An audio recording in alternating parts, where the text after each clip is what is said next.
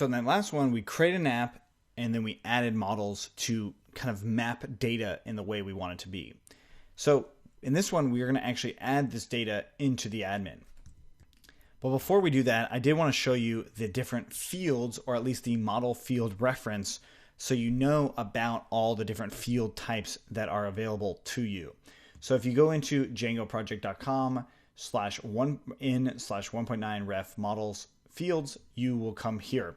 You could also just Google Django model fields. This will probably take you to this as well.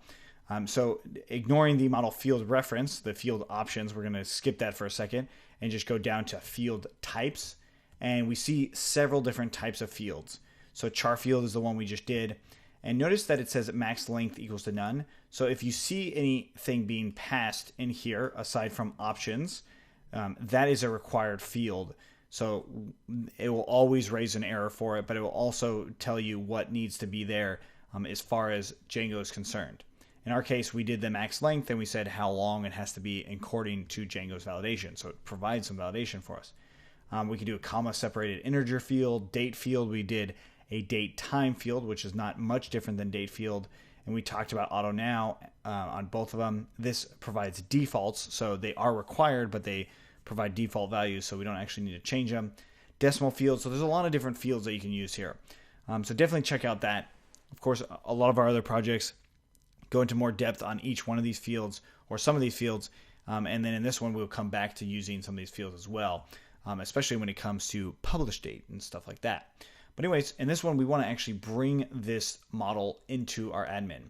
So I'm going to open up admin.py and I want to import this model. So in order for me to work with any of these models, I have to import them. And where it actually lives on the project is in post. So if I did from post.models, import post, notice the capitalization and all that. So post.models is going to be posts.models and then the name of the class. But since admin and models are on inside of the same module, I can just do from .models. So they're inside the same app, so I can do what's called a relative import to actually grab them. So this grabs that post model, and all I need to do is admin.site.register and post. Make sure this is a lowercase r. So this is a built-in admin function that registers the post model into our admin site. So since we just did that, let's check out what that does. If we run the server again, and we go into our project's admin, we now see that we have posts down here. Notice the post app and then the post model. So if I click on this, I can actually now add a post into the database. All right, so click on add post. I can give it a title, say title, and some content. And I can hit save and continue editing. Post title is added. We can edit again.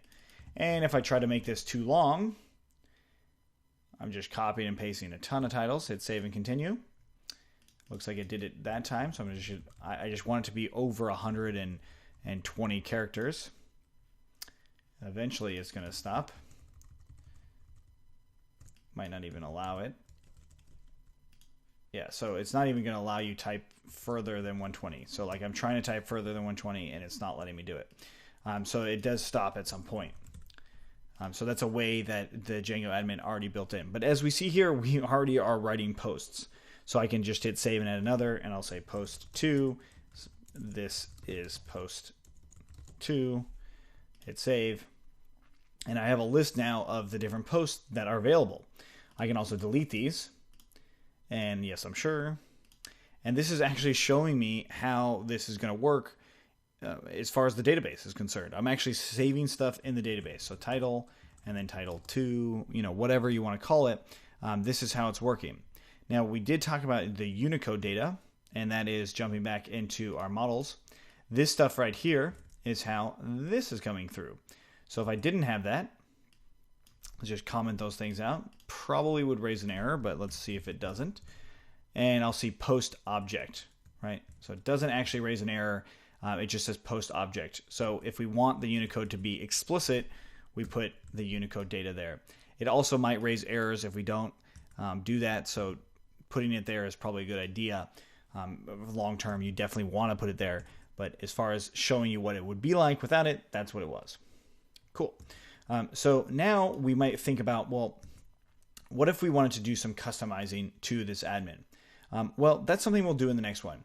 From here on out, we're actually going to try and make it a little bit more bite-sized, just little things that we do, just so you can learn any individual piece, and then the lectures are a lot shorter, so you can just get something new. All right, so if you have any questions, let us know. Otherwise, let's keep going.